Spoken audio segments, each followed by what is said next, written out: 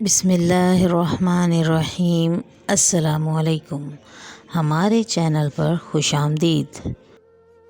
بیٹیوں کو بیاہ کر اگلے گھر بھیجتے ہوئے والدین اپنے تئیں بہت دیکھ بھال کرتے ہیں، بڑے جتن کرتے ہیں کہ ایسا گھر ہو، ایسا لڑکا ہو، ہماری بیٹی کو ایسا سکھ ملے، مگر ہوتا وہی ہے جو بیٹیوں کے نصیب میں لکھا ہوتا ہے۔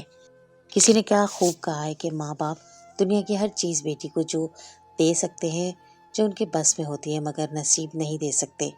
نہ ہی یہ پیسے سے خریدی جانے والی آسائش ہے کہ خرید کر بیٹی کے حوالے کر دیں۔ ایسے میں لڑکی کے لیے بالکل نئے ماحول میں خود کو ایڈجسٹ کرنے کوئی آسان کام نہیں ہوا کرتا۔ میرے گھر والوں نے ڈھونڈ ڈھانڈ کر چھوٹی فیملی میں مجھے بیاہ دیا، مگر یہاں تو ساس اور نند کے نہ ہونے پر خوش ہونا ہی بے وقوفی تھا۔ پچھلے چند دنوں میں مجھے بڑے اچھے سے علم ہو گیا تھا کہ اس گھر میں گزارا کرنا کوئی معمولی بات نہیں ہے۔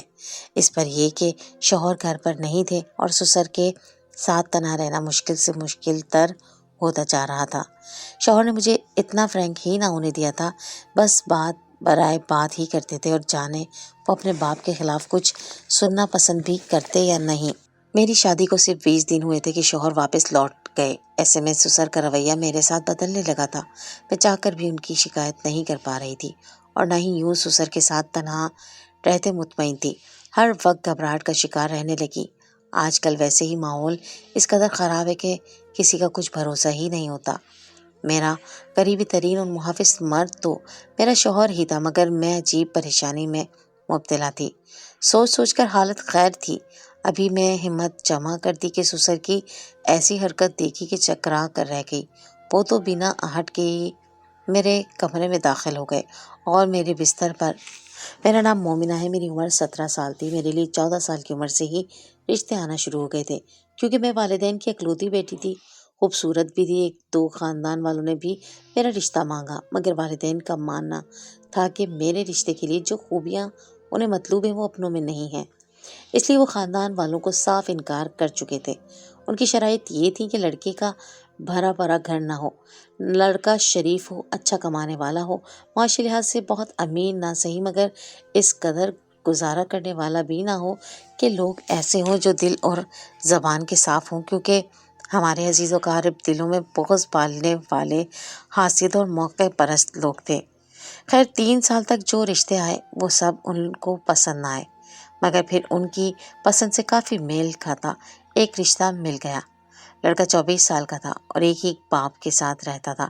ان کا ذاتی گھر بھی تھا اور لڑکا بیرون ملک مقیم تھا، سو کمائی بھی بہترین تھی۔ اس طرح تھوڑی سی مزید چھان بین کے بعد تسلی سے ہاں کر دی۔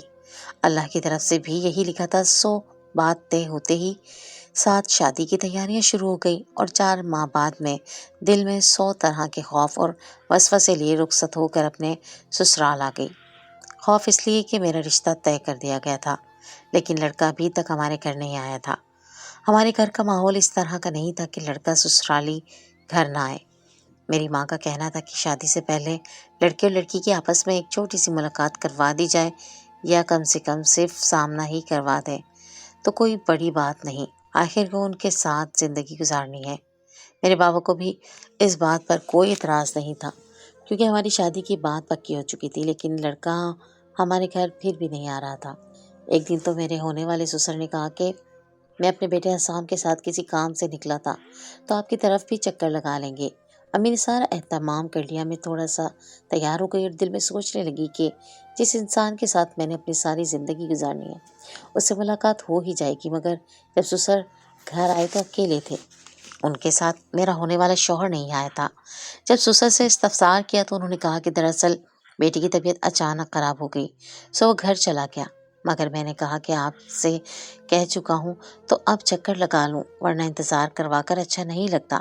میری ماں نے کہا کہ کوئی بات نہیں، اب تو آنا جانا لگا ہی رہے گا، لیکن میں حیران تھی اور سوچ رہی تھی کہ وہ ہمارے گھر کیوں نہیں آنا چاہتا۔ کیا وہ اس رشتے سے خوش نہیں ہے؟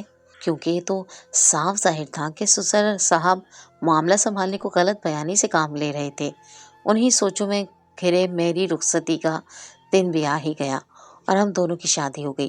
میں اپنے گھر میں آئی تو میں نے دیکھا کہ واقعی اس گھر میں کوئی مہمان نہ تھے، اس لیے بالکل ویران پڑا تھا۔ مجھے اس گھر کا عادی ہونے میں 1 مہینہ لگ گیا۔ اس سب کے دوران میرے شوہر کا رویہ میرے ساتھ بالکل بھی اچھا نہیں تھا۔ دنیا والوں کے لیے تو ہم لوگ بالکل ٹھیک تھے اور روایت کے حساب سے بھی ٹھیک جا رہے تھے، لیکن اس رشتے میں کوئی محبت اور احساس نہیں تھا۔ ہم لوگ اسی طرح زندگی گزار رہے تھے جیسے بس اپنا فرض پورا کر رہے ہیں۔ وہ مجھ سے کھچے کھچے سے رہتے تھے۔ مجھے ایسی زندگی نہیں گزارنی تھی۔ یہ کیسی شادی شدہ زندگی تھی جس میں کوئی نئی رنگ ہی نہیں تھے۔ 2 دن باہر سے کھانا آتا رہا تھا اور اس کے بعد مجھے شوہر نامدار نے بڑی بدلحاظی سے کہا کہ کل سے کھانا گھر پر بناؤ، ابو کو بازاری کھانے راس نہیں آتے۔ اس طرح مجھے تیسرے ہی روز گھر کے کام کاج پر لگا دیا۔ یہ نہیں تھا کہ گھر کا کام کرنا غلط ہے، وہ تو کرنا ہی تھا، مگر کچھ تو نئی نویلی دلہن کے چاؤ پورے کیے جاتے ہیں۔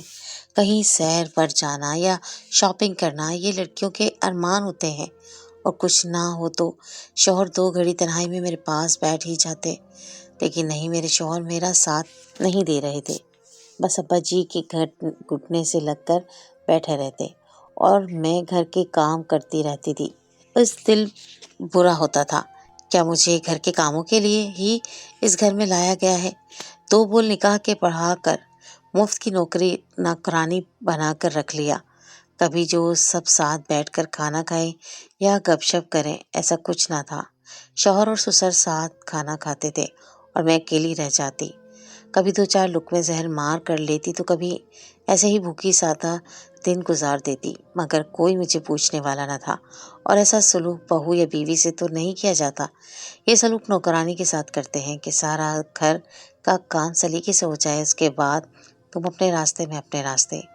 ایک دن مجھے بازار جانا تھا تو شوہر نے کہا کہ ابو کے ساتھ چلی جاؤ، اور میں خاموشی سے ان کے ساتھ ہی چلی گئی۔ ان کا نام انعام تھا، وہ اچھے انسان تھے۔ میں کافی زیادہ مصروف رہتی تھی، اور جب 20 دن گزر گئے تو میرے شوہر نے بتایا کہ میری واپسی کا دن آ گیا ہے۔ ہمیں پہلے بتایا گیا تھا کہ وہ باہر کے ملک میں کام کرتا ہے، لیکن یہ بھی بتایا تھا کہ شادی کے بعد وہ 3 ماہ تک نہیں جائے گا۔ میرے بابا کو تو اس بات سے بھی اعتراض تھا۔ وہ کہتے تھے کہ جس عورت کے ساتھ اس کا شوہر نہیں ہوتا وہ سہاگن بھی نہیں ہوتی ہے، وہ بیوہ جیسی زندگی گزارتی ہے۔ لیکن میری ماں کہتی تھی کہ پاکستان میں روزگار تو ملتا نہیں ہے، جہاں روزگار لگا ہوا ہے اس کی ناقدری کرنا غلط بات ہے۔ اتنی اچھی آمدنی ہوگی تو اپنے بیوی بچے کے کام آئے گی، اور چند سال بیوی بھی مشکل وقت گزار لے گی تو اس میں کوئی بری بات نہیں ہے۔ میری ماں نے مجھے یہ بھی کہا کہ اپنے شوہر کو جانے دو، یہ شوہر جب سر پر سوار ہو جاتے ہیں نا تو بیوی کو بھی سکون سے جینے نہیں دیتے، اور وہاں پر رہے گا تو تم اس سے اپنی فرمائشیں پوری کروایا کرنا۔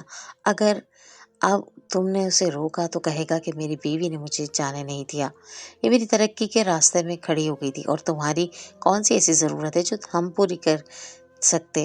اس کو جانے دو۔ مجھے تو سمجھ نہیں آ رہی تھی کہ میں اپنے باپ کی بات مان لیتی یا پھر اپنی ماں کی، لیکن اصل بات تو یہ ہے کہ میرے شوہر نے کون سا مجھ سے پوچھا تھا۔ چاہتی تو میں بھی نہیں تھی کہ میں یہاں پر تنہا رہوں، مگر سسر کی بجائے ساس ہوتی تو میں بھی سوچ لیتی کہ اب بھی تو اکیلی ہی رہتی ہوں۔ اس نے میری ایک بھی بھلی بات نہیں سنی اور وہ باہر ملک چلا گیا۔ میں نے اسے کہا کہ میں یہاں اکیلے کیسے رہوں گی، تو کہنے لگی کہ ابو ہے نا، ان کے ساتھ رہو، انہیں شکایت کا موقع مت دینا، وہ تو اپنی کہہ کر چل دیے۔ اپنے دل کی بات کرتی تو مجھے بھی کچھ ٹھیک نہیں لگ رہا تھا۔ اچھا نہیں لگ رہا تھا کہ میرا شوہر مجھے سسر کے ساتھ اکیلا چھوڑ کر چلا جائے۔ میں نے یہی بات اپنے بابا سے کہی کہ میں وہاں اکیلے نہیں رہنا چاہتی، آپ ان سے بات کریں کہ مجھے یہاں آپ لوگوں کے پاس چھوڑ دیں۔ پر بابا نے کہا کہ ہم لڑکی والے ہیں، زیادہ سوال نہیں کر سکتے۔ میرا شوہر تو ایسے گیا کہ جسے یہاں سے جا کے بہت زیادہ خوش تھا۔ اس نے تو مجھے فون ہی نہیں کیا، جبکہ کہا تھا کہ فوراً ہی فون کرے گا۔ میں خاموش رہ کر انتظار کر رہی تھی۔ ایک روز سسر کے کمرے کے پاس سے گزر ہوا تو میں نے سنا کہ وہ بیٹے سے بات کر رہے تھے۔ میں کمرے میں داخل ہوئی تو سسر مجھے دیکھ کر جیسے بوکھلا گئے تھے۔ میں نے کہا کہ مجھے بھی حسان سے بات کرنی ہے، تو وہ خود ہی جلدی سے یہ کہہ کر کال کاٹ گئے کہ آواز سنائی نہیں دے رہی، بعد میں بات کروں گا۔ میں نے کہا کہ کیا آپ کی بات ہو رہی تھی حسام سے؟ تو کہنے لگے نہیں، آج ہی بات کی ہے، مصروف ہے، کس کام میں الجھا ہوا ہوگا۔ پھر کہنے لگے کیا تم سے بات کرتا ہے؟ میں نے کہا کہ نہیں، مجھے تو ایک बार भी कॉल नहीं की। उस पर ससुर बोले कुछ दिन ठहर जाओ फिर कॉल कर लेगा, बात तुमसे भी परदेश ऐसा ही होता है। तो मैं खामोशी से सर झुकाए वहाँ से वापस आ गई और ख़ुद को दिलासा दिया कि शायद मैं ही गलत हूँ। मगर कई दिन मज़ीद ऐसे ही गुजर गए थे और उनकी कोई कॉल ना आई तो मैं परेशान रहने लगी थी। फिर एक रोज़ मेरे शौहर ने मुझे कॉल की और सलाम दुआ के बाद अपने बाप की ही खैर खैरियत और ख़िदमत की हिदायत के साथ कॉल बंद कर दी। और मैं हैरान रह गई कि मुझे भी कॉल की तो अपने बाप की फ़िक्र में, मेरी बात तो कोई ना की थी। ससुर से ज़िक्र किया तो मेरे ससुर का कहना था कि तुम ज़्यादा सोच रही हो, ऐसी कोई बात नहीं है, सब कुछ ठीक हो जाएगा। इंसान जैसा सोचता है वैसा ही होता है। मेरे शौहर ने जाने के बाद जब पहली दफ़ा पैसे भेजे तो वो पैसे सिर्फ अपने बाप के लिए ही भेजे थे, मेरे लिए 1 रुपया भी ना भेजा। और ससुर ने कहा कि तुम्हारे पास सब कुछ है तो सही, ये तो घर का सारा खर्च मैंने चलाना है। इसीलिए ससुर बहुत ज़्यादा खुश हो गए कि मैं मज़ीद दुखी हो गई थी कि शौहर की कमाई में मेरे ज़ाती खर्च के लिए 1 रुपया भी नहीं लिखा था। यूँ मेरा मिजाज भी उखड़ा उखड़ा रहने लगा कि ना शौहर की कमाई में मेरा कोई हक़ है, ना ही उसकी ज़िंदगी में, तो मैं इसके बाप की क्यों दिन रात खिदमत करूं। मैंने काम करने में कोताही बरतना शुरू कर दी। कभी सफाई ना करती तो कभी कपड़े ना धोती और ससुर के कपड़े इस्त्री करना तो बिल्कुल ही छोड़ दिया था। ससुर को भी मेरे मिजाज का अंदाज़ा हो रहा था। एक रोज़ तबीयत ख़राब होने की वजह से मैंने खाना भी ना बनाया और ससुर को कहा भी कि खाना बाहर से मंगवा लें, मैं आज कोई काम नहीं कर सकती। मगर उन्होंने बेटी को कह दिया, बहू घर के काम नहीं करती और मुझे खाना भी नहीं देती। ये सुनना था कि शौहर ने उस रात मुझे कॉल कर दी और सलाम दुआ की बजाय गुस्सा करने लगा कि उनके अब्बू का ख्याल क्यों नहीं रखती। मैंने कहा कि ऐसा कुछ नहीं है, मैंने कहा था कि खाना बाहर से मंगवा लें। मेरी बात अभी पूरी ही ना हुई थी कि कॉल कट गई। मैंने अगले दिन ससुर से शिकवा किया और नाराज़ होकर मैके चले गई। दोपहर को ही वो दौड़े आए, मुझसे माफ़ी मांगी और कहने लगे कि वो तो सिर्फ बात कर रहे थे, हसाम ने बतंगड़ बना दिया था। खैर वो मुझे मना कर घर ले आए। चंद दिन ही गुजरे थे कि एक दिन मैंने अपने बिस्तर पर कुछ अजीब देखा। मैंने देखा कि जब मैं सुबह उठी तो मेरे बिस्तर पर कलौंजी के दाने पड़े थे। मैंने कहा कि यहाँ पर कलौंजी के दाने कहाँ से आए हैं, मैंने तो नहीं गिराए थे। खैर मैंने बिस्तर झाड़ दिया और इस बात पर ज़्यादा तवज्जो नहीं दी। लेकिन शाम को एक और बात हो गई जिस पर मुझे ज़्यादा तवज्जो देने की ज़रूरत थी। वो ये कि मेरे ससुर मेरे शौहर के साथ फ़ोन पर बात कर रहे थे। जब मैंने कहा कि मेरी बात करवा दें तो उन्होंने खुद ही फ़ोन बंद कर दिया और मुझे कहा कि कॉल बंद हो गई है। मैंने खुद उनको फ़ोन बंद करते हुए देखा था। आखिर वो क्यों नहीं चाहते थे कि मैं अपने शौहर से बात करूं। उन्होंने कहा कि वो बहुत मसरूफ़ है, लगता है कॉल खुद ही बंद हो गई है। बेटा तुम जाओ जल्दी जल्दी खाना लगा दो, मुझे बहुत भूख लगी है। मुझे काफ़ी मायूसी हुई। मैंने सोचा कि अपने घर जाके अपने शौहर को कॉल करूँगी। मैं अपने अम्मी अब्बू के घर से गई। वहाँ पर मैंने अपने अब्बू के फ़ोन से अपने शौहर को कॉल मिलाई, लेकिन उसने मुझसे बात नहीं की। कहने लगे कि मैं बहुत मसरूफ़ हूँ, जबकि अगर 2-4 मिनट मुझसे बात कर लेते तो क्या हो जाना था। रात हुई तो फिर से मेरे बिस्तर पर कलौंजी के दाने पड़े थे। मैं फिर से हैरान हुई और इस बात पर ज़्यादा हैरान थी कि हमारे घर में कलौंजी थी ही नहीं। फिर मेरे बिस्तर पे के ऊपर ये दाने कहाँ से आ जाते थे। आजकल मेरी तबीयत भी ख़राब रहने लगी थी, मुझे कमज़ोरी होने लगी थी। मैंने समझा ऐसे ही शायद कोई मसला हो रहा है, मगर मेरी हालत दिन ब दिन बिगड़ती जा रही थी। मैं बहुत ज़्यादा परेशान रहने लगी थी।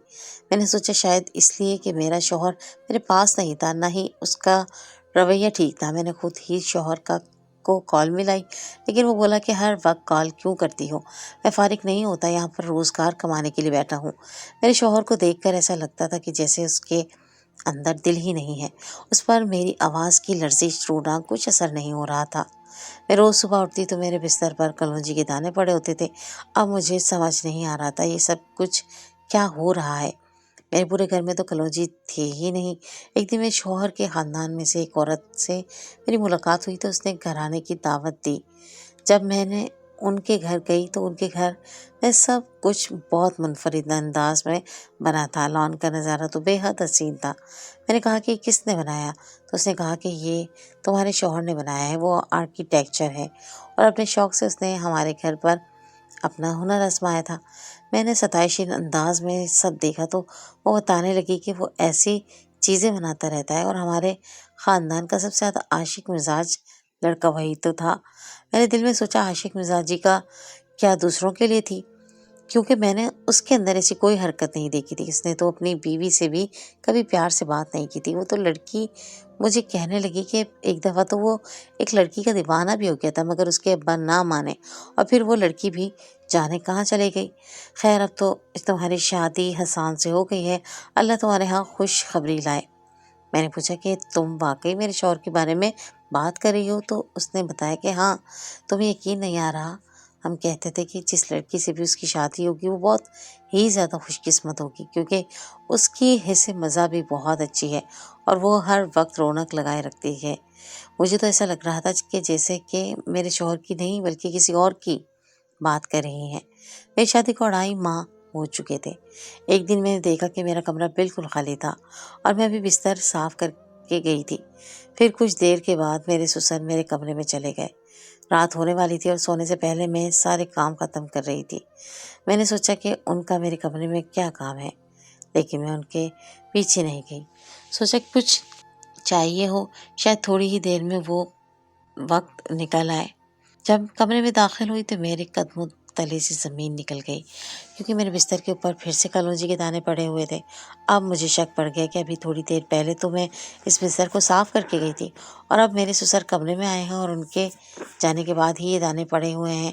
میں نے وہ دانے اکٹھے کر لیے۔ یہ دیکھنے کے لیے تو عام دانے لگ رہے تھے۔ میں نے ان کو اپنے پاس رکھ لیا اور سوچنے لگی کہ اگر یہ حرکت میرے سسر کی ہے تو اس کے پیچھے ان کا کیا مقصد ہو سکتا ہے۔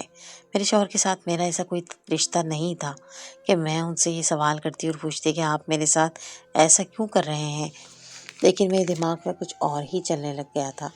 پتہ نہیں چلا میرے اپنے دماغ میں کیا چل رہا تھا، لیکن میری طبیعت کافی خراب رہنے لگی تھی، لیکن ابھی کچھ بہتر محسوس کر رہی تھی۔ میرے شوہر کا رویہ تو ویسے ہی سرد اور پرائوں جیسا تھا۔ وہ مجھے غلطی سے کال تو کیا، ایک میسج بھی نہیں کرتا تھا، اور میرے سسر بھی میرے ساتھ عجیب رویہ رکھتے تھے۔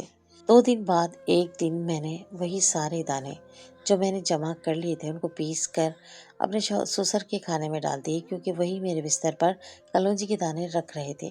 ان کا مقصد کیا تھا یہ جاننے کے لیے مجھے یہ سب کچھ کرنا ہی پڑا۔